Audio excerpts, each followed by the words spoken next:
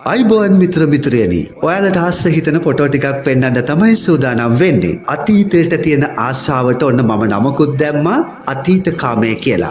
Desire of the past. අතීතයට තියෙන ආශාව කැමැත්ත මම හිතනවා හිත කූල් කරන අමුතු හැඟීමක් ගේන එකක් කියලා. ඒ නිසා ස්කිප් නොකර බැලුවොත් අමුතු හැඟීමක් ගන්න පුළුවන් වෙයි. හොඳයි. මම හිතනවා ඔයාලා නොදකපු ෆොටෝ ටිකක් තමයි දැන් මම ඔයාලට පෙන්වන්න හදන්නේ. මිත්‍රවරුනි අපි ඉස්සෙල්ලම බලමු 1959 දී ගත්තු ඡායාරූපයක්. මේ තියෙන්නේ ඕස්ට්‍රේලියාවේ නිෂ්පාදිත හෝල්ඩන් මෝටර් රථය ලංකාවට ආනයනය කළේ කොලට් සමාගම. මෙන්න මේ හෝල්ඩන් මෝටර් රථය ලංකාවේ වෙළඳපොළට හඳුන්වලා දෙනකොට ගත්තු ඡායාරූපයක් තමයි මේ. ඔය ඉන්නේ ලංකාවේ නිරූපිකාවන්. වාහනේ උඩ නැගගෙන අලුතෙන්ම හඳුන්වලා දෙන මෝටර් රථයකට මෙහෙම කරන එක හරි නෑ වගේ. අනේ මන්දා. කෙල්ලෝ ඉස්සර ඉඳලම නැතුවත් බෑ ඇතුවත් බෑ. මෙන්න මේ ෆොටෝ එකේ ලොකු කතාවක් තියෙනවා. 1950 දශකයේ ගොවි ජනපද පිහිටෙව්වනේ. කුඹුරු ඉඩමකුත් එක්ක ගේකුත් හම්බ වුණා. කොලනි ගෙවල් කියලා කියන්නේ. චැනල් එක නරඹන ඔයාලටත් සමහර විට කොලනි ගෙවල් වල ජීවත් වුණු අත්දැකීම් ඇති. ඔයා එහෙම කෙනෙක් නම් ඔයාගේ අත්දැකීම් විස්තර කරලා කමෙන්ට් එකක් දාන්න අමතක කරන්නත් එපා. හරි. මේ ෆොටෝ එක පදවියේ ගොවි ජනපදයක කාන්තාවක් එයාලට ලැබුණු අලුත් කොලනි ගෙදරට පදිංචියට ආවට පස්සේ ඉස්සෙල්ලම ආහාර පිළියෙල කරන අවස්ථාවේදී තමයි මේ ඡායාරූපය අරගෙන තියෙන්නේ. හරි. දැන් අපි යමු 1945ට. මිත්‍රවරුනි, මේ තමයි ඒ දවස්වල සුපිරි සැප වාහන. මේක පැරණි බස් රථයක්. යන්නේ කතරගම. පුවක් මලක්කේම ගහගෙන හුලං වැඩි තමයි යන්නේ. ස්වභාවිකේසී ශරීර සෞඛ්‍යයටත් හොඳයිනේ. ඡායාරූපය ගත්තු මුල් හිමිකරුට ස්තුතියි කියනවා ගොඩක්. මිත්‍රවරුනි, මේ ෆොටෝ එකත් හරිම ලස්සනයි. 1962 ගත්තු එකක්. මේ දෙන්න කවුද කියලා කියන්න ඕන නෑනේ. හැමෝම දන්නවා. ලෝකයේ පළවෙනි අග්‍රාමාත්‍යවරිය සිරිමහෝ බණ්ඩාරනායක මැතිනිය එක්ක එයාගේ දෙවෙනි දුව. එහෙම නැත්නම් ලංකාවේ ප්‍රථම විධායක ජනාධිපතිතුමිය චන්ද්‍රිකා බණ්ඩාරනායක කුමාරතුංග මැතිනිය. මිත්‍රවරුනි, බලන්න තවත් ලස්සන ෆොටෝ ගොඩක් තියෙනවා. සුපුරුදු ලෙන්ගතු ඉල්ලීම channel එක subscribe කරගෙන යන්න අමතක කරන්නත් එපා. like එකක් කමෙන්ට් එකක් කියන්නෙත් ඔයාලා මට දෙන ලොකු හයියක්. මේ ඉන්නේ එයා සිලෝන් එකේ කෙල්ලෝ. ගුවන් සේවිකාවෝ. එයා සිලෝන් පටන් ගන්නේ 1947. පළවෙනි ගුවන් ගමන 1947 දෙසැම්බර් 10 රත්මලාන එයාපෝට් එකේ ඉඳලා ඉන්දියාවේ මැඩ්‍රාස් වලට. මේ තියෙන්නේ ඒ ෆ්ලයිට් එක ගුවන්ගත වෙන්න ඉස්සර වෙලා ගත්තු ඡායාරූපය. මේ ගුවන් සේවිකාව දිහා බැලුවට පස්සේ අමුතු ගතියක් තියෙනව නේද? හරිම චාම් ෆොටෝ එකක්. අඳුරගත්තද මෙයා? කාලයක් ලංකාවේ ප්‍රසංග වේදිකාවේ සිහින කුමරා. මේ නාමල් උඩුගම. ඔය තියෙන්නේ නාමල් උඩුගම ගත්තු පළවෙනි කාර් එක. නිශාන් පල්ස එකක්. මේ කාර් එක මොකක්ද? 1/42.2. ගමන් බිමන් යන්න 3 wheelers එන්න ඉස්සර වෙලා ටැක්සි විදියට යොදාගත්තේ මේ වගේ කාර්. ඉතින් මේ වයින් ගමන් බිමන් ගියපු අය ඉන්නවා නම් කමෙන්ට් එකක් දාගෙන යන්න අමතක කරන්නත් එපා. ඔන්න හැමෝම ආස කරන තවත් ලස්සන ෆොටෝ එකක්. මේ ෆොටෝ එකට මමත් ගොඩක් මාසයි. කොයි කාලේ ගත්තු ෆොටෝ එකක්ද කියලා නම් මම දන්නේ නැහැ. ගොඩක් පරණ ෆොටෝ එකක්. ඇඳගෙන ඉන්න ඇඳුම් දිහා බැලුවම නම් 1960 ගණන් වල ගත්තු ෆොටෝ එකක් වගේ. ට්‍රිප් එකක් යන යාළුවෝ සෙට් එකක්. මේ ෆොටෝ එකට ඉතින් මම ගොඩක් ආස නිසාම AI වලින් ඇනිමේට් කරලත් බැලුවා. හරිම ලස්සනයි. බොහොම විනෝදෙන් තමයි මේ කට්ටිය ඉන්නේ. මෙන්න මේ ෆොටෝ එක ගත්තේ 1956. මොනවද මේ දෙන්න කරන්නේ?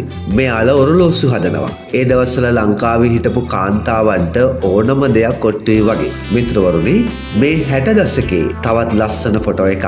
මේ තමයි උඩුපුස්සල්ලාව ලකීලෑන්ඩ් වතුයායේ ලොරි රථය සහ රියදුරු මහත්තයා. මෙන්න මේ ෆොටෝ එක අරගෙන තියෙන්නේ 1931. බ්‍රිතාන්‍ය පාලන කාලේ අපේ රටේ පොලිසිය තොප්පිය දාගෙන ඉන්නේ හරි අමුතු විදියට නේද? තොප්පිය පටිය තියෙන්නේ කොහෙද කියලා බලන්න. නිකටට උඩින්. ඒක නම් ගැලපෙන්නේ නෑ වගේ. ශ්‍රී ලංකාවේ පොලිසිය විධිමත්ව පිහිටුවන්නේ 1816 සැප්තැම්බර් 3 වෙනිදා. පළවෙනි පොලිස්පතිවරයා තමයි මෙයා. GWR camp. මිත්‍රවරුනි, දන්නවද ලංකාවේ පළවෙනි පාසල? ඒ තමයි ගාල්ල රිච්මන්ඩ් විද්‍යාලය. 1814 ජූලි 25 වෙනිදා තමයි ආරම්භ කරන්නේ. ගෝල් ස්කූල් කියලා තමයි පටන් ගත්තේ. මෙන්න ඒ කාලේ සංචාරික කර්මාන්තය කාර් එක බ්‍රේක් ඩවුන් වෙලා 1950 ගණන් වල ගත්තු ෆොටෝ එකක්. බලන්න මේ ෆොටෝ එක. මේ 1956 පංච කල්යාණී කිරුළ දිනාගත් කාන්ති ගුණතුංග කුසලානය ලබා ගන්න අවස්ථාව. කුසලානය දෙන්නේ ලංකාදීප පුවත්පතේ ප්‍රධාන කතෘ DB ධනපාල මහත්තයා. මෙන්න මේ ජාතිය බයික් පැදලා තියනවද?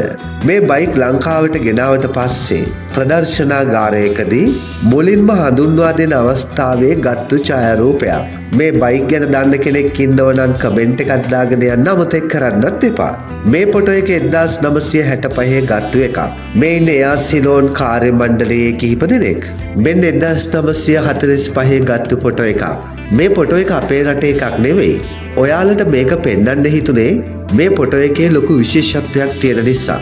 මේ ජර්මන් ජාතිකයන් විශේෂත්වය තමයි ඔය ඉන්න අම්මගේ තමයි ඔය ඉන්න පුතාලා 8 දෙනා. යුද සෙබළුන් මේ 8 දෙනා ලෝක යුද්ධයට ගිහිල්ලා නිරුපද්‍රිතව ඇවිල්ලා. අන්න ඒක තමයි මේ ෆොටෝ එකේ තියෙන විශේෂත්වය. ඔයාලා එයා සිලෝන් එකේ ගුවන් සේවිකාව දැක්කනේ.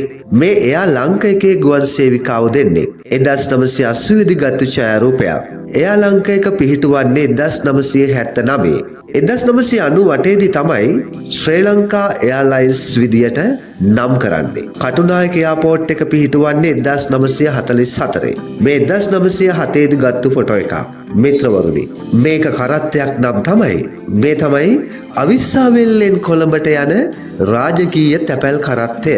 මෙන්න ඒ කාලේ රස කර බලපු පත්තරේ සිත්තර චිත්‍ර කතා පත්තරේ 1975 දී තමයි මේ පත්තරේ මුද්‍රණය කරන්නේ. 1970 1980 දශකය ලංකාවේ විකට කලාවේ ස්වර්ණමය යුගය කියලත් ගොඩක් දෙනෙක් කතා කරනවා. මේ තියෙන මුල්ම සිත්තර පත්තරේ ඒකේ මුල් පිටුව. මම නම් මේ චිත්‍ර කතා පත්තරේ බැලුවේ මාර ආශාවකින්. මම විතරක් නෙවෙයි ගොඩක් අය. සමහර අය ඊළඟ කලාපේ කොටස බලන්න ඇඟිලි ගැන හිටියේ. මෙන්න තවත් ලස්සන පින්තූරයක්. මේ ලංකා දේශපාලනයේ කැපී පෙනෙන චරිත කීපයක්. මම නම් දන්නේ දෙන්නයි. එක්කෙනෙක් සිරිමාව බණ්ඩාරනායක මැතිනිය. මම දන්න අනිත් එක්කෙනා තමයි ලලිත් ඇතුළත් මුදලි මහත්තයා. මේ කවුද? මතකද ඔයාලට? ඔයාලා අපි පුංචි කාලේ මෙයා එනකම් බලාගෙන ඉන්නවා. පාරේ ඇවිදලා තමයි බිස්නස් කළේ. ගමේ සතිපොලෙත් අනිවාර්යෙන් මේ දවස්වල මෙයා ඉන්නවා. මේ තමයි බොම්බයි මොටයි මාමා. අපේ පැත්තේ මේ බොම්බයි මොටයි වලට සීනි පොල් කොහු කියලා කියනවා. මේ ෆොටෝ එක දැක්කට පස්සේ ඔයාලට පුංචි කාලේ මතක් වුණාද? අනිවාර්යෙන් මතක් වෙන්නට ඇති. ලංකාවේ අපි ක්‍රිකට් වලට ගොඩක් ආසයිනේ. ඒ නිසාම තමයි මේ ෆොටෝ එක ඔයාලට පෙන්නන්නේ. මිත්‍රවරුනි, කියන්න බලන්න මේ කවුද කියලා. එයාගේ S2 දිහා හොඳට බලන්න. S2 දිහා බලලා ඔයාලට අනුමාන කරන්න පුළුවන් ඔයාලා ක්‍රිකට් වලට ආදරේ කෙනෙක් නම්. ලංකාවේ ක්‍රිකට් වංශ කතාව වෙනස් කළ චරිතයක්. මේ කුඩා කාලේ ගත්ත පින්තූරයක්. අඳුනගත්ත නම් නම ටයිප් කරගෙන යන්න අමතක කරන්නත් එපා. මෙන්න තවත් කුඩා කාලේ පින්තූරයක්. මේක නම් අඳුර ගන්න බැරි වෙයි. මේ තමයි හිටපු ජනාධිපතිනි චන්ද්‍රිකා බණ්ඩාරනායක කුමාරතුංග මැතිනිය. මිත්‍රවරුනි, අපි දැන් යමු 1930 ගත්තු තවත් සුවිශේෂී ෆොටෝ එකකට. මේ ගුවන් යානාවක් ඇතුලේ ගත්තු ඡායාරූපයක්. මොනවා වෙන්න බෑනි කියලාත් හිතෙන්න පුළුවන්. මේ ෆොටෝ එකෙන් ගුවන් යානා ශ්‍රේෂ්ඨයේ මුල් අවධිය පෙන්눔 කරනවා. ඒ වෙනකොට ගුවන් ගමන් යන්න පුළුවන් උනේ ධනවත් අයට විතරයි. හැබැයි ඉතින් දැන් වගේ ගොඩක් ආරක්ෂිත නැහැ. ඒ වගේම ඇතුළත් දැන් වගේ සුඛෝපභෝගී නෑ. නිකම් පුටු පේලියක් තියලා වගේ නේද? ජනෙල් එහෙමත් ටිකක් ලොකුයි. මේ 1955 දී ගත්තු ෆොටෝ එකක්. කහවත්තේ පිරවුම්හලේ ප්‍රධානියයි පොම්ප කරුවණුයි තමයි මේ ෆොටෝ එකේ ඉන්නේ. 1955 දී පිරවුම්හල් මෙහෙම වුණාට 2025 වෙනකොට පිරවුම්හල් එහෙම නෑ නේද? මිත්‍රවරුනි, මේ වෙළඳ දැන්වීම කියවද්දී ඉස්සර භාෂා රටාව ගැන යම් අවබෝධයක් ඔයාලට ලබා ගන්න පුළුවන්. කියවමු බලන්න. ගිනිපෙට්ටි ගැනීමට මුදල් නාස්ති කරන්න එපා. ජර්මනියෙන් ගෙන්වන ලද ඔටෝමැටික් සිගා ලයිටර්. ඔටෝමැටික් සිගා ලයිටර් එක රැගෙන තබා ගනින්. ඒක මරු නේද? ඔටෝමැටික් සිගා ලයිටර් එක රැගෙන තබා ගනින්. මේ ඉලෙක්ට්‍රික් ප්ලේට් කළ ස්ප්‍රිල් සිගා ලයිටර් නම් සුරුට්ටු පත්තු කරන ගිනි පෙට්ටි වර්ගය ජීවිතාන්තය දක්වා පවතී. වචන ගලපල තියෙන හැටි ටිකක් අමුතුයි නේද? බොත්තම යන්තම් තද කරනවා පමණයි. එවිට වැස්සට හෝ සුළඟට නොනිවෙන වේගවත් ගිනි දළුවක් එයින් පැන නගී. මිල රුපියල් 1.50යි. අඩු නැහැ. පැකින් ගාස්තුව වැඩිපුරයි කියලාත් තියෙනවා. අනේ මන් දන්නේ. පැකින් ගාස්තුව වැඩිපුරයි. මේ ආයතනයේ ඇඩ්‍රස් එක තමයි SP පායිවා නොන්සිස්ටරි ගොඩනැගිල්ල කොළඹ. මෙන්න තවත් විශේෂ ෆොටෝ එකක්. එක ශ්‍රී එක මෝටර් රථය. කවුද දන්නවද මේක පාවිච්චි කළේ? Sir John Kotelawala. Sir John Kotelawala මහත්තයා ගැන රසබර කතා ගොඩක් තියෙනවා. ඉදිරියේදී ඔයාලට මේ වීඩියෝ එක බලන්න පුළුවන්. අදට නවතින්නයි හදන්නේ. මම මුකුත් කියන්නේ මේ ෆොටෝ ටිකත් බලාගෙනම යන්න. ගිහින් එන්න.